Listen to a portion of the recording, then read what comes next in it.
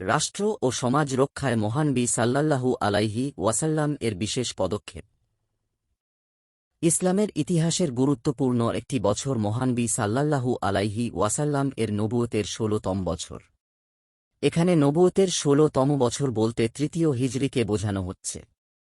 নবুয়ত প্রাপ্তির পর মহানবী সাল্লাল্লাহু আলাইহি ওয়াসাল্লাম এর জীবনকে দুই ভাগে ভাগ করা যায়। ১. হিজরতের আগের ১৩ বছর। ২. হিজরতের বছর থেকে নিয়ে বাকি জীবন। হিজরতের তৃতীয় বছর তথা নবুয়তের ১৬তম বছর ছিল মুসলমানদের জন্য চ্যালেঞ্জের। এ বছর মুসলমানদের প্রথম ইসলামী ভূখণ্ড মদিনা রাষ্ট্রের নিরাপত্তা নিশ্চিত, সংকট মোকাবেলা ও সমাজ সংস্কারের জন্য বিশেষ কিছু সুদূরপ্রসারী পদক্ষেপ নেওয়া হয়। নিম্নে নবুয়তের ১৬তম বছরে রাষ্ট্র ও সমাজ রক্ষায় নেওয়া মহানবী সাল্লাল্লাহু আলাইহি ওয়াসাল্লাম এর কিছু গুরুত্বপূর্ণ পদক্ষেপ তুলে ধরা হল। মুসলিম ভূখণ্ড রক্ষায় প্রতিরোধ কৌশল অবলম্বন। নবুয়তের ১৬তম বছর তথা তৃতীয় হিজরিতে মুসলমানদের ভূখণ্ড পবিত্র মদিনাকে শত্রুর আক্রমণ থেকে রক্ষা, মুসলিম শক্তির প্রকাশ, সীমান্ত অঞ্চলে রাষ্ট্রীয় উপস্থিতি নিশ্চিতকরণে মহানবী সাল্লাল্লাহু আলাইহি ওয়াসাল্লাম যে কার্যকর পদক্ষেপ নিয়েছিলেন, তার একটি হল গাজওয়ায়ে আমর, বদর ও উহুদ। মধ্যবর্তী সময়ে রাসূলুল্লাহ সাল্লাল্লাহু আলাইহি ওয়াসাল্লাম এর নেতৃত্বাধীনে এটাই সবচেয়ে বড় সামরিক অভিযান। এটা তৃতীয় হিজরির মহররম মাসে সংঘটিত হয়। কারণ মদিনার গোয়েন্দা বাহিনী রাসূলুল্লাহ সাল্লাল্লাহু আলাইহি ওয়াসাল্লামকে খবর দেন যে বনু সালাবাহ ও মুহারিব গোত্রের এক বিরাট বাহিনী মদিনার ওপর আক্রমণ করার জন্য একত্রিত হচ্ছে। এ খবর শোনামাত্রই রাসূলুল্লাহ সাল্লাল্লাহু আলাইহি ওয়াসাল্লাম মুসলিমদের প্রস্তুতির নির্দেশ দেন এবং আরোহী ও পদাতিক মিলে মোট ৪০০ জন সৈন্য বাহিনী নিয়ে যাত্রা শুরু করেন। উসমান ইবনে আফফান কে মদিনায় নিজে স্থলাভিষিক্ত করেন। মহানবী সাল্লাল্লাহু আলাইহি ওয়াসাল্লাম এর এ অভিযানটির উদ্দেশ্য ছিল বেদুইনদের ওপর প্রভাব প্রতিপত্তি প্রতিষ্ঠিত এবং মুসলিমদের শক্তি সামর্থ্য সম্পর্কে তাদের ওয়াকিবহাল করানোর জন্য তৃতীয় হিজরির পূর্ণ সফর মাসটি তিনি সেখানে অতিবাহিত করেন। তারপর মদিনায় ফিরে আসেন। সূত্র আর-রাহিকুল মাখুতম, বাংলা, পৃষ্ঠা ২৮৫। একই বছর রবিউস সানি মাসে তিনি আবারও বুহরান নামক স্থানে ৩ সাহাবী নিয়ে গমন করেছিলেন।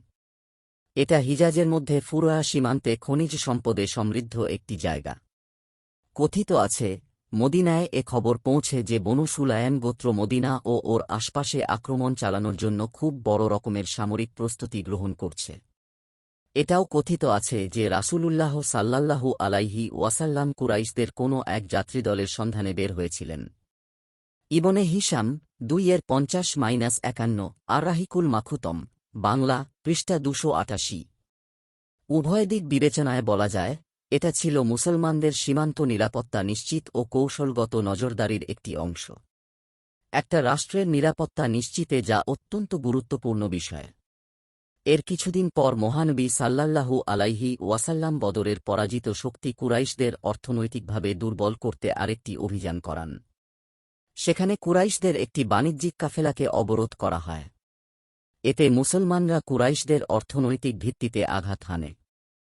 পরবর্তী সময়ে মুসলমানদের অস্তিত্বের লড়াইয়ের অংশ হিসেবে উহুদ যুদ্ধ সংঘটিত হয়, যেখানে মুসলমানদের সাময়িক বিপর্যয় ঘটলেও তা সামরিক পরাজয় ছিল। বরং এই যুদ্ধের মাধ্যমে মুসলমানদের ভেতরে ঘাপটি মেরে বসে থাকা মুনাফিকগুলো চিহ্নিত হয়ে যায়। সে যুদ্ধে মহানবী সাল্লাল্লাহু আলাইহি ওয়াসাল্লাম প্রিয় চাচা সাইয়েদুশ শুহাদা হামজা রাদিয়াল্লাহু আনহু সহ ৭০ জন সাহাবী শহীদ হন। কিন্তু সেই শোকে মুসলমানরা ভেঙে পড়েনি, বরং শোককে শক্তিতে পরিণত করে এরপর দিনই উহুদের সেই আহত সৈন্যদের নিয়েই হামরাউল আসাদ অভিযান করেন। কারণ কাফেররা উহুদের সাময়িক ভালো করলেও তারা মূলত তেমন কোনো ধনসম্পদ নিয়ে ফিরে যাচ্ছিল না। আবার মদিনাকে নিশ্চিহ্ন করার মতো এটাই ছিল তাদের মোক্ষম সময়, যা তারা নিজেরাও পথে গিয়ে চিন্তা করছিল এবং মদিনাতে তাণ্ডব করার উদ্দেশ্যে ফিরে আসার পায়তারা করছিল। কিন্তু যখন আবু সুফিয়ানের কাছে গোয়েন্দা রিপোর্ট গেল যে মহানবী সাল্লাল্লাহু আলাইহি ওয়াসাল্লাম সেনাদল নিয়ে তাদের দিকেই এগিয়ে আসছে, তারা ভীতিসন্ত্রস্ত হয়ে মক্কার দিকে দ্রুত পালিয়ে গেল। আর-রাহিকুল মাখুতম, বাংলা, পৃষ্ঠা ২৯১-৩২৮। এভাবে মহানবী সাল্লাল্লাহু আলাইহি ওয়াসাল্লাম এর কৌশলগত পদক্ষেপের কারণে কাফেরা মদিনার ভেতরে প্রবেশ কিংবা জনগণের কোনো ক্ষতি করার সুযোগই পেল না। অভ্যন্তরীণ শত্রু দমন ও রাষ্ট্রীয় শৃঙ্খলা। মদিনার এক কুখ্যাত ইহুদির নাম ছিল কাব ইবন আশরাফ। সে যুগের চৌকস জ্ঞানপাপী। আরবের পরিচিত কবি ছিল। সে তার কবিতার মাধ্যমে ইসলামের শত্রুদের মুসলমানদের বিপক্ষে উত্তেজিত করে। মহানবী সাল্লাল্লাহু আলাইহি ওয়াসাল্লাম এর শানে বেয়াদবিমূলক কাব্য রচনা করত। মুসলমানদের সঙ্গে ইহুদিদের হওয়া চুক্তি ভঙ্গ করত। এছাড়াও রাষ্ট্রদ্রোহ, নারী সাহাবীদের সম্মানহানি করে এমন উক্তি করত, তাদের নিয়ে বাজে কবিতা লিখত। তার এসব রাষ্ট্রবিরোধী কর্মকাণ্ডে অতিষ্ঠ হয়ে মহানবী সাল্লাল্লাহু আলাইহি ওয়াসাল্লাম বলেছিলেন, কে এমন আছে যে কাব ইবনু আশরাফকে হত্যা করতে পারে? কেননা সে আল্লাহ এবং তার রাসূল সাল্লাল্লাহু আলাইহি ওয়াসাল্লামকে কষ্ট দিয়েছে এবং দিচ্ছে। পরবর্তী সময়ে মুহাম্মদ ইবনু মাসলামাহর নেতৃত্বে মুসলিমদের একটি ক্ষুদ্র বাহিনী অত্যন্ত সুকৌশলে তাকে জাহান্নামে পাঠিয়ে দেয়। আর-রাহিকুল মাখুতম, পৃষ্ঠা 285-288। পর্দার বিধান অবতীর্ণ, সামাজিক শৃঙ্খলা রক্ষা ও মানুষের চারিত্রিক পবিত্রতায় অত্যন্ত কার্যকর একটি বিধান হল পর্দার বিধান। কারো কারো মতে এবছরই মহানবী সাল্লাল্লাহু আলাইহি ওয়াসাল্লাম এর সঙ্গে জয়নব বিনতে জাহাসের বিয়ে হয় এবং তাঁর অলিমার দিন মহান আল্লাহর পক্ষ থেকে পর্দার বিধান নাজিল হয়। বুখারী, হাদিস 4792। মাদক সম্পূর্ণ নিষিদ্ধ হয়। সমাজ ধ্বংস করার অন্যতম উপাদান মদও চূড়ান্তভাবে হারাম করা এই বছর। ইমাম ইবনে তাইমিয়াহ বলেন, 3য় হিজরিতে উহুদ যুদ্ধের পর মদ চূড়ান্তভাবে হারাম করা হয়। আল জামিউ লিয়াহকামিল কুরআন। নিয়মিত ইসলামিক এবং স্বাস্থ্য বিষয়ক ভিডিও পেতে লাইক, কমেন্ট, ফলো এবং চ্যানেলটি সাবস্ক্রাইব করে পাশে থাকবেন। মহান আল্লাহ আপনাকে উত্তম যা দান করুক। আমিন।